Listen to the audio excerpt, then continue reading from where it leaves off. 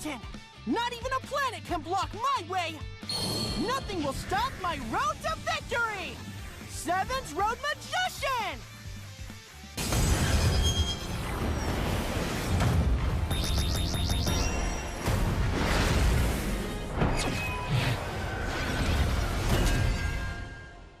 So it seems there's no stopping on the Seven's World hype train, because Konami has dropped a brand new gameplay trailer showing the new structure deck, Lightning or Voltcondor, something like that, in action, including new skills, the confirmed card list, and rarities, and also the fact that a day one Banlist rush duel. We're going to go through it all. You're seeing gameplay in the background, and first of all, the deck, you'll like to know, is a normal structure deck. The first one we've had in, I think, 2 years, if not more.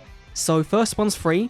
Second one 500 gems, the third one is going to be paid for with real money, which I would have hoped for Rush like to be a new era of Duel Links where we focus on being as accessible as possible, and we're not doing that. But also, you can see down here, we've got a limit 3 on Torna the Windcaster. Now, that is interesting because it does mean we're not following the Rush Duel Banlist style, which is the same as the OCG one and TCG, you know, we're going through the Duel Links style, which does make sense, but also that there's enough cards on the Banlist day one for this to matter.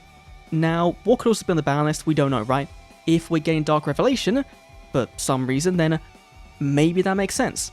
Who knows? But this is the full card list, right? You're getting 30 cards in the deck, and you can see here, you've got some kind of notable confirmed cards, right? You've got your Dark Sorcerer at 3, you've got your Mystic Dealer, the big one, at 1 in the deck. Now, this doesn't mean it's only in the deck, right? We saw from Mark V World launch, they actually put cards from the box in the structure deck, and so it could be the same thing here, right? What this does confirm is that these aren't gate drops, and so the gate drop leaks we had before, which I said were going to be placeholders, were indeed placeholders, we now know. But also, we got 2 brand new skills, one for Yuga, one for Luke. Go for Luke's first of all. It is Dragonic Resonance, can be used if the only monsters in your deck are dragon types, so you're locked into playing Dragias basically. Can be activated if you have a face-up Earth attribute effect monster with 50 or more attack points or 30 or more defense points on your field. This turn up to 2 face-up monsters you control with 25 or less attack points on your field, gain 500, and then the levels increase by 4. Now, I'm not too sure what the relevance is on the level 4 increase, right? But if there's cards that require level 7 dragon on your field, then the 3 becomes a 7, a 4 becomes an 8. That does then work out, right? Then we've got the new skill for Yuga, which works with a structure deck called Lightning Shift.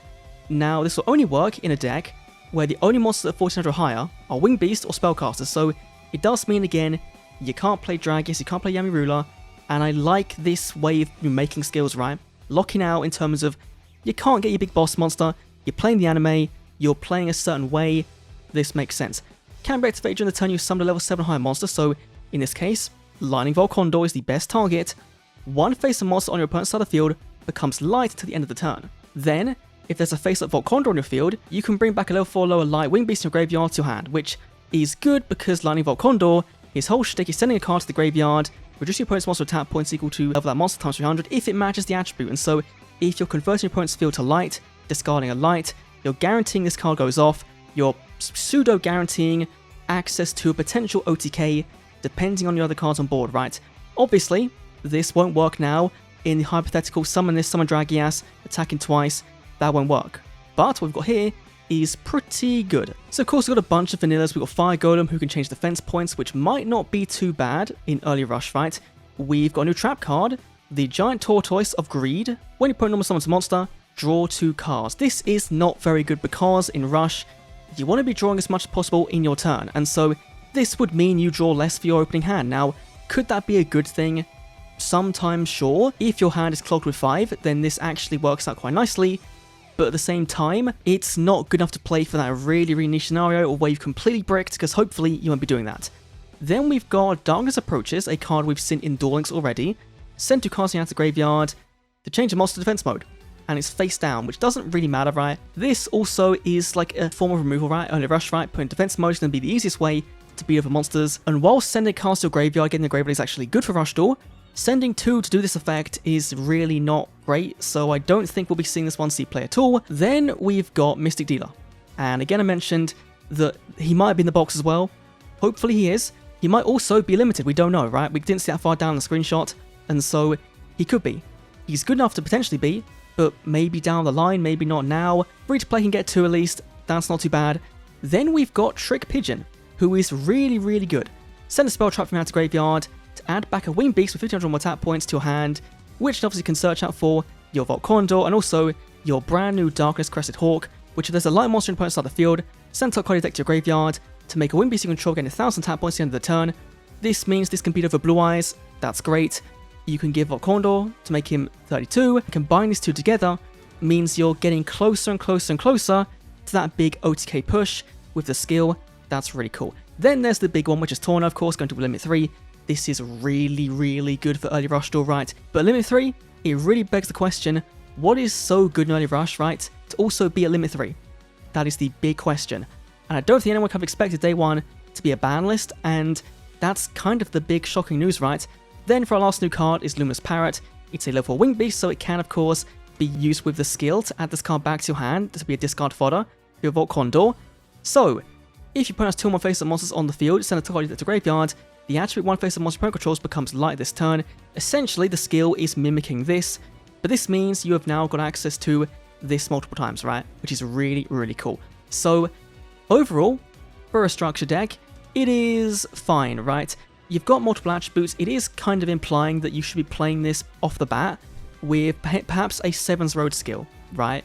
Because otherwise, these types don't make sense aside from just being general Yuga support cards, right? Because Yuga did use Voltcondor, it is one of his cards. You have basically got like 1, 2, 3, 4, 5, 6 cards that kind of support the deck type, and then the rest is whatever. And it is good, at least. It is a normal structure deck, right?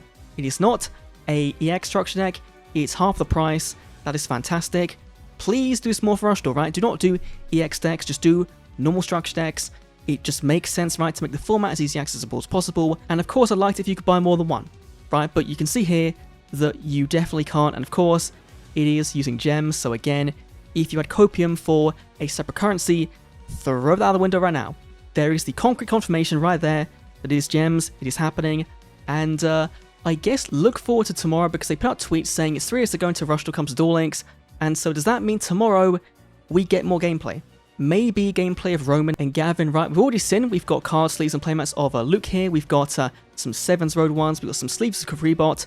And I believe if we go further in, we have a Roman playmat as well. So again, confirming she's day 1, 100%, which is really cool. But it would be cool to see her in action. And of course, see Gavin in action and see what else we're getting from those 2 characters specifically, because all we've seen so far has mainly been Yuga and Luke. It's understandable, but yeah. I will see you all potentially tomorrow for a brand new video for Rush Duel and Duel Links. Let me know your thoughts down below on the structure deck, of course. Are you more excited now, less excited? Do you like the skills, the way they're going with them? And I'll see you all in the next Duel Links video. See you then.